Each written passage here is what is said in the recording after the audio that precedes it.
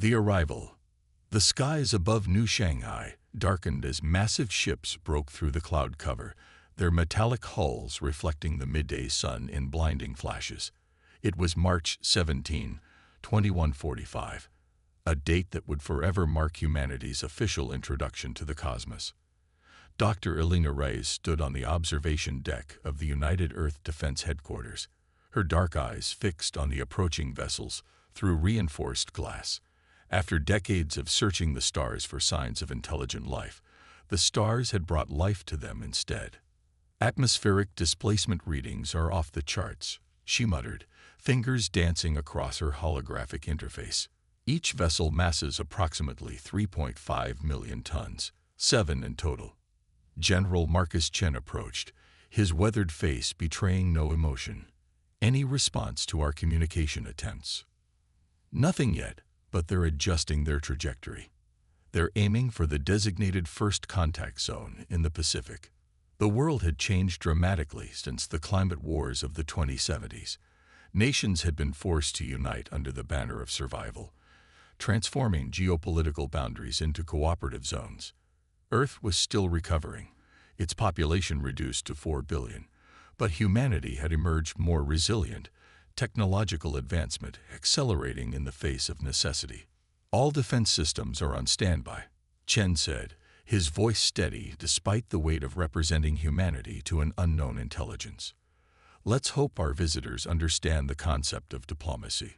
3 hours later, humanity received its answer. The first transmission from the alien ships came not as expected through radio or electromagnetic signals, but directly into every network device on the planet. Screens flickered to show a humanoid figure with reflective, scale-like skin that shifted colors as it moved. Its eyes, 4 of them arranged in a diamond pattern, were obsidian pools that seemed to absorb light rather than reflect it. People of Earth, the being spoke in perfect English, its voice harmonically layered as though multiple entities were speaking in unison. We are the Vexeri Collective. We come with knowledge and opportunity. We have observed your struggles, your resilience, and your potential. We extend an invitation to join the greater cosmic community. Initial contact proceeded with cautious optimism. The Vexeri established a floating embassy above the Pacific, allowing a carefully selected delegation of Earth's leaders and scientists to board. Dr. Rice was among them, her expertise in xenobiology making her invaluable. The Vexeri presented themselves as benevolent explorers, part of a galactic alliance of species dedicated to uplifting promising civilizations. They offered technological advancements, solutions to Earth's lingering environmental issues, and access to resources from uninhabited systems. In exchange, they requested permission to establish outposts on Earth and its moon to study human culture and biology.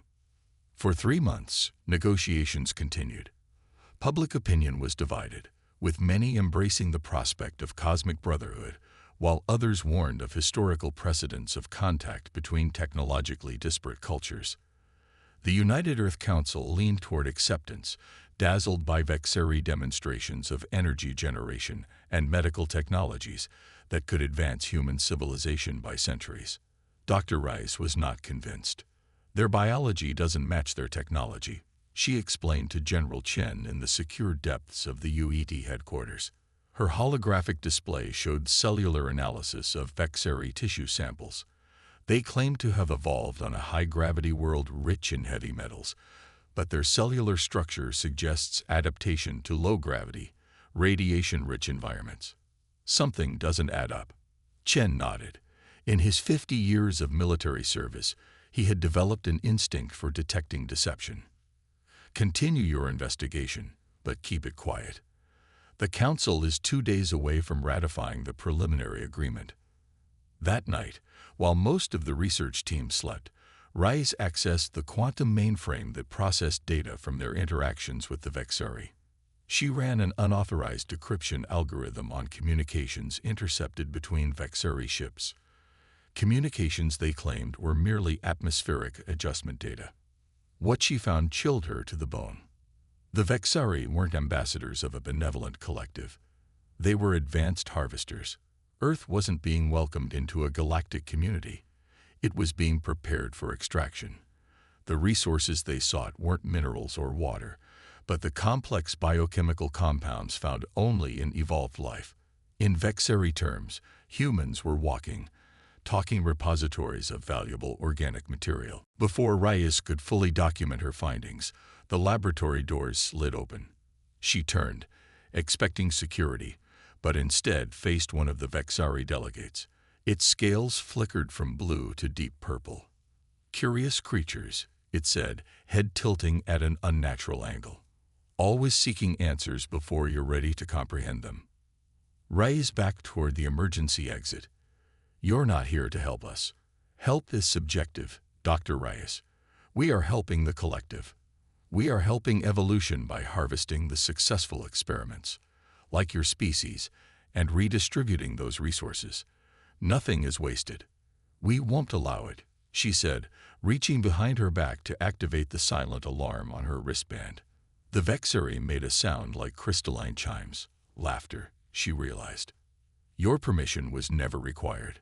Merely your compliance until preparations were complete." The attack began at dawn. Vexeri ships deployed what they called atmospheric regulators around the globe, devices that began altering Earth's composition to facilitate the harvesting process. Within hours, coastal cities reported strange crystalline growths emerging from the ocean, growing at exponential rates. When military forces attempted to destroy these structures, the Vexeri ships responded with overwhelming force. Beijing, Mumbai, Lagos, New York, cities that had survived the climate wars now fell to weapons that seemed to bend the laws of physics, creating localized distortions that collapsed structures into themselves. Hundreds of thousands died in the first day alone. The United Earth Defense Forces launched everything in their arsenal: kinetic orbital platforms, hypersonic missiles, even the experimental fusion bombs developed as a last resort against extinction-level asteroid threats. The attacks barely scratched the Vexeri vessels. "Their shields operate on principles we've only theorized," explained Dr. Kavita Sharma, head of the UED's weapons division, as survivors gathered in the hardened bunker beneath the Himalayas. "They're manipulating quantum fields to redirect energy. Conventional weapons are useless." General Chen surveyed the room, filled with the remnants of Earth's leadership and its brightest minds. 72 hours into the invasion, and humanity was facing extinction. "Then we need unconventional weapons," he stated. "Dr. Reyes, you've studied their biology." Weaknesses. Reyes brought up her findings on the central display. "Their neural systems are sensitive to specific electromagnetic frequencies. Their ship's communication technology is beyond ours, but still follows predictable encryption patterns. And most importantly," she highlighted a section of Vexeri genetic code, "they have no concept of biological diversity as we understand it. They're functionally a hive with specialized forms, but limited individual variation. They can't comprehend the unpredictability of our decision-making." A plan began to form. Not a plan for victory. Survival seemed the best humanity could hope for, but a plan for retaliation. If Earth was to fall, it would not fall quietly. Operation Midnight Phoenix was born in that underground chamber, a desperate gambit combining the expertise of quantum physicists, geneticists, cybersecurity experts, and military strategists from a dozen former nations. While the Vexeri methodically expanded their harvest operations, a network of survivors worked tirelessly in hidden facilities around the globe. Dr. Reyes led the biological countermeasures team, developing targeted pathogens that could breach Vexeri biological defenses. Dr. Sharma's team repurposed quantum communication satellites to penetrate Vexeri networks. A young programmer named Tariq Khalid discovered that human music, specifically the chaotic improvisations of jazz, created patterns that disrupted Vexeri communications when encoded into their data streams. 6 months into the invasion, Earth was unrecognizable. The crystalline structures had spread across 40% of the planet's surface, converting organic matter into forms the Vexeri could process and transport. Human resistance continued from hidden enclaves, occasionally succeeding in destroying harvester units, but failing to slow the overall progression. The Vexari commander, a massive entity named Xorix, addressed the planet again. Your resistance is biochemically inefficient. Each destruction of our units merely releases compounds that accelerate the harvest. Surrender your remaining populations for humane processing, and we will preserve representative samples of your culture for study. In the Himalayan Command Center, now housing over 3,000 of Earth's greatest minds and their families, General Chen received the communication with grim satisfaction. The Vexari were broadcasting more frequently, trying to locate the remaining resistance through signal triangulation. They were becoming frustrated. An emotion they had claimed was beneath their evolved state. "We're ready," Dr. Rice announced, entering the command center with Dr. Sharma and Khalid. The quantum displacement field generates a localized bubble that should theoretically push anything within its radius into an adjacent dimensional plane. Theoretically, Sharma added. We've only tested it on inanimate objects and small biological samples. The Vexari ships communicate through quantum entanglement, Khalid explained, his young face gaunt from months of work with minimal sleep. We've figured out how to piggyback our field generator signal on their communication network. When we activate it, it should spread to all connected Vexari technology.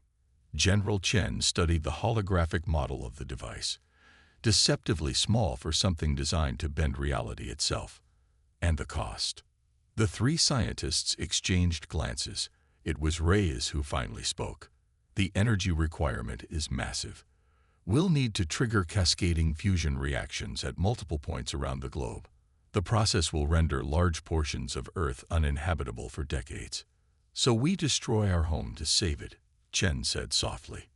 We have bunkers prepared beneath the southern polar ice, Sharma replied. Enough to house millions with sustainable life support systems. Humanity will survive and one day reclaim the surface. Chen closed his eyes, feeling the weight of history on his shoulders. Every human who had ever lived, every civilization that had risen and fallen, every struggle and triumph had led to this moment. A choice between submission and devastating resistance. Begin final preparations, he ordered, and prepare a transmission of our own. If we're going to punch a hole in reality, we might as well make sure the rest of the universe knows why. As the command center burst into activity, Dr. Rice approached Chen privately. There's something else you should know, General. The quantum displacement field. Our calculations show it creates a ripple effect through space-time. When we trigger this, the consequences may extend beyond just removing the Vexari from our reality. Meaning? Meaning we might be announcing humanity's existence to the broader universe in a rather spectacular fashion. Chen's weathered face showed a glimmer of the determination that had carried him through wars both conventional and climatic. Then let's make sure it's a hell of an introduction. The Reckoning. 9 months after the Vexari arrival, Earth resembled an alien landscape. Crystalline structures towered over the ruins of once great cities, pulsing with eerie bioluminescence as they processed the planet's biomass. The atmosphere had grown thick with particulates that gave the sky a perpetual amber hue. Only 20% of the human population remained, hidden in underground facilities or nomadic resistance groups that stayed one step ahead of Vexari harvester drones. Aboard the central Vexari command ship, Supreme Commander Xorix reviewed the harvest progress with growing impatience. The ship's central chamber shifted its appearance to match his mood, the walls darkening to a deep crimson. The extraction rate has decreased by 7% this cycle, reported Sub-Commander Velex, her scales rippling with anxiety. Human resistance cells continue to disrupt our processing nodes despite intensified drone patrols. Holorix's 4 eyes narrowed to slits. They should have capitulated months ago. Their continued resistance defies all behavioral models from previous harvests. There is another anomaly, Supreme Commander. Our deep sensor arrays have detected unusual energy signatures beneath the planetary crust. The patterns suggest primitive nuclear weapons. Thorax dismissed with a gesture. Their previous attempts with such devices proved ineffective against our shields. These signatures are different. They appear to be fusion-based, but the containment fields are unlike any human technology we've documented. Ulrich paused, his uppermost eyes focusing on the holographic representation of Earth rotating before him. The collective had harvested 17 worlds with sentient life before, and none had presented such persistent resistance. Most species, when faced with overwhelming technological superiority, chose submission or quick extinction. The humans chose neither. "Prepare the final extraction protocol," he commanded. "I will address these creatures one last time.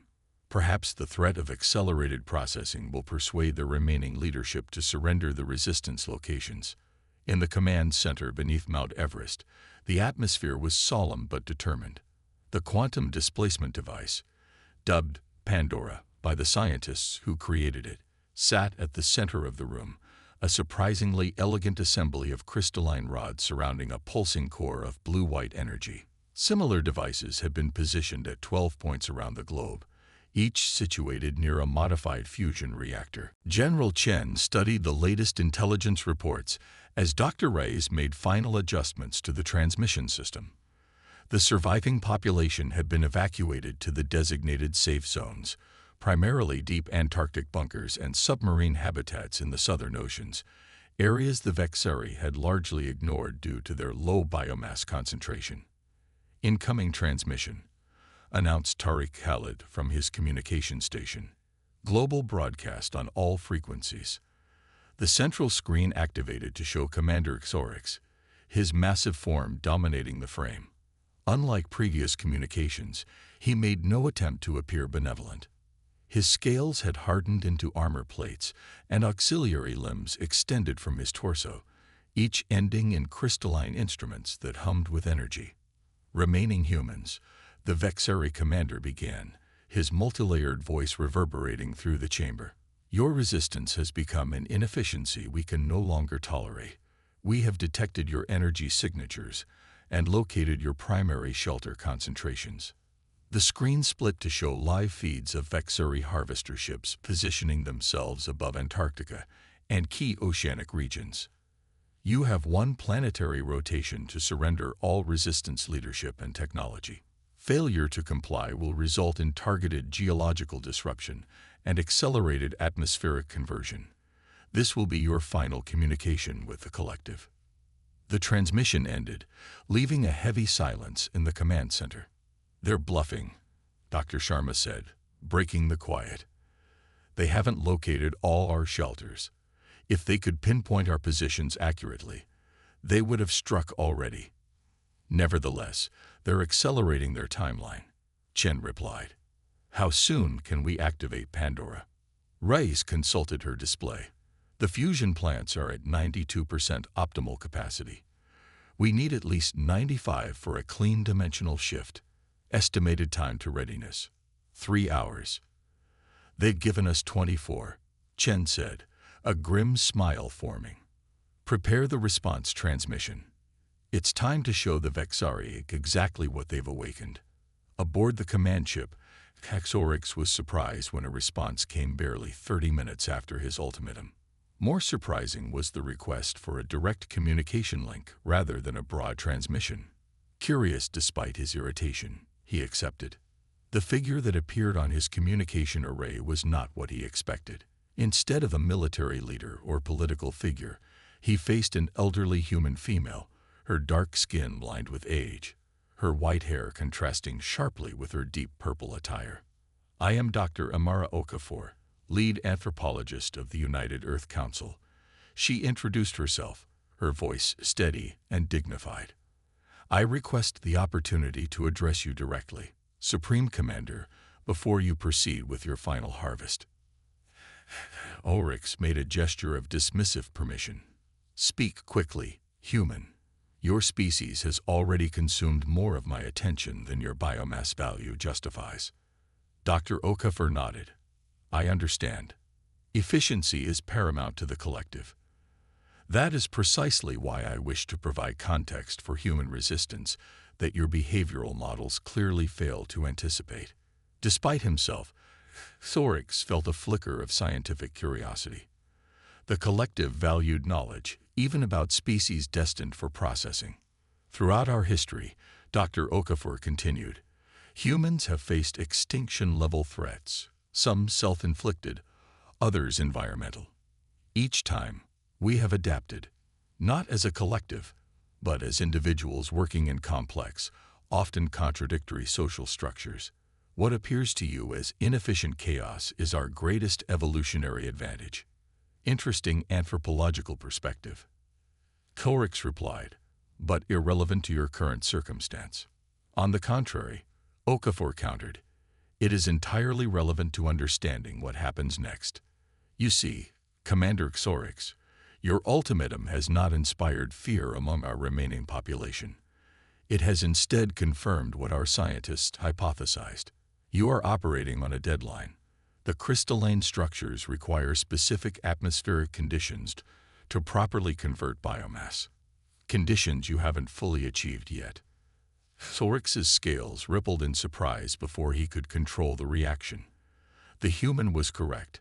The harvest was behind schedule due to the resistance disrupting atmospheric converters. More importantly, Okafor continued, you have fundamentally misunderstood human psychology. When faced with certain death, most species either flee or submit. Humans, however, have a third response. If we cannot survive, we ensure our destroyers don't either. Before Thorix could respond, the communication expanded to include multiple feeds, live footage from around the planet showing the hidden resistance emerging from concealment.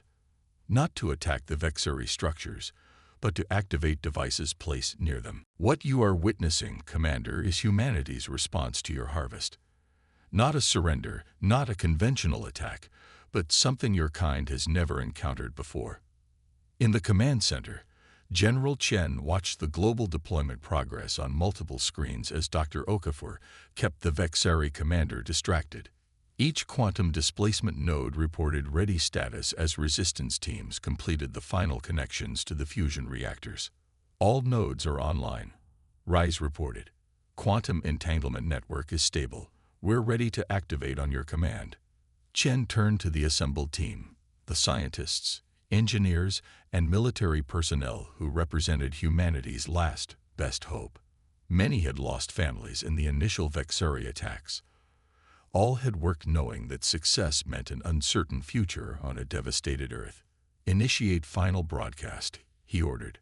The global communication system activated, hijacking not only Earth's remaining networks, but the Vexari's own communication channels. Chen stepped forward to address both humanity and its invaders. People of Earth, this is General Marcus Chen of the United Earth Defense Force. In moments, we will activate Operation Midnight Phoenix. Those of you in designated safe zones, prepare for seismic disturbances.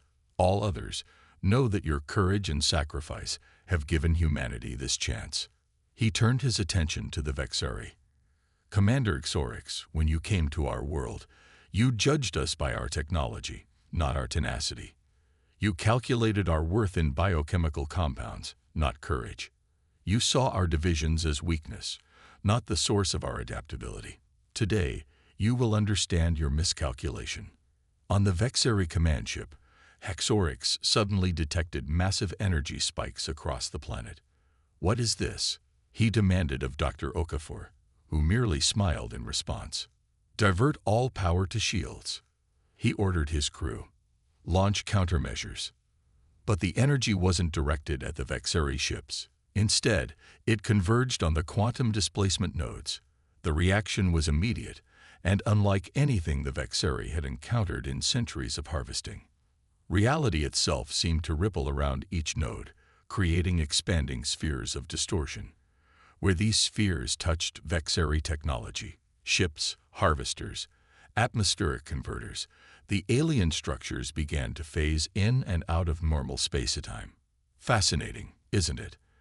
Dr. Okafor said calmly as chaos erupted around Thorix. We call it quantum displacement. Your ships aren't being destroyed. They're being shifted into an adjacent dimensional plane, a plane where the laws of physics differ just enough to render your technology inoperable. Impossible.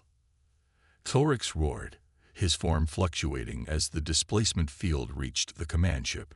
Your species doesn't possess this level of understanding. 9 months ago, you were correct, Chen replied, taking over the transmission. But you gave us something rare in our history, a common enemy that united every human mind toward a single goal. Quantum physicists who once competed now collaborated. Engineers from rival nations shared breakthroughs. Even your attack accelerated our development. We reverse-engineered principles from your own technology. The displacement effect intensified, now visible from space as shimmering veils of energy enveloped Vexeri vessels. One by one, the massive ships began to fade from normal perception, not with explosions but with silent, elegant dissolution. Before you fade completely, Commander, Chen continued, know that we are broadcasting this moment to the stars. Any species considering Earth as a target will receive this warning. Humanity doesn't seek conflict, but we will always finish what others begin. Exorix, his form now translucent as the displacement field consumed the command ship, stared at the human with newfound comprehension. You've doomed your planet to save your species, he said, a note of reluctant respect in his voice. The energy required for this displacement will render much of Earth uninhabitable for generations, Chen acknowledged. But we will adapt, as we always have. You had the technology to harvest worlds. We had the will to sacrifice everything to stop you. As the Vexeri command ship faded from reality, Chen delivered humanity's final message. Remember our words as you drift through the void between dimensions. You have sealed your fate by underestimating what cornered humans will do to survive. The quantum displacement reaction reached its peak, a global aurora of energy that rewrote the boundaries between dimensions. When it finally subsided, every trace of Vexeri presence had vanished. But so too had much of Earth's remaining infrastructure. The fusion reactions, while controlled, had released enough energy to trigger seismic events across the planet. New coastlines formed as land masses shifted. The atmosphere, partially converted by Vexeri technology, would take decades to stabilize. Yet humanity endured. In the Antarctic bunkers, the deepest ocean habitats, and a handful of hardened facilities that survived the displacement reaction, approximately 400 million humans remained. As the years passed, they emerged to reclaim a transformed Earth, adapting to its new environments, just as Dr. Okafor had described. 2 decades after the Vexeri invasion, humans detected the first genuine peaceful contact from another spacefaring species, a civilization that had received Earth's final transmission to the Vexeri. They came not to harvest, but to establish diplomatic relations with the species that had defeated the previously unstoppable collective. When asked how humans, technologically inferior and facing certain extinction, had managed such a victory, the new Earth ambassador smiled and repeated what had become humanity's unofficial motto across the recovering planet. We didn't want this fight, but we will always finish it. The quantum displacement technology, refined in the years following the invasion, became the foundation of humanity's new place in the galactic community, not as conquerors or victims, but as innovators whose greatest strength had always been their ability to transform desperate circumstances into unprecedented advancement. And somewhere in an adjacent dimension, the Vexeri collective drifted eternally, a warning to any who might underestimate the deceptively simple principle that had ensured humanity's survival. Never back a creative species into a corner unless you're prepared for them to reshape reality itself to escape.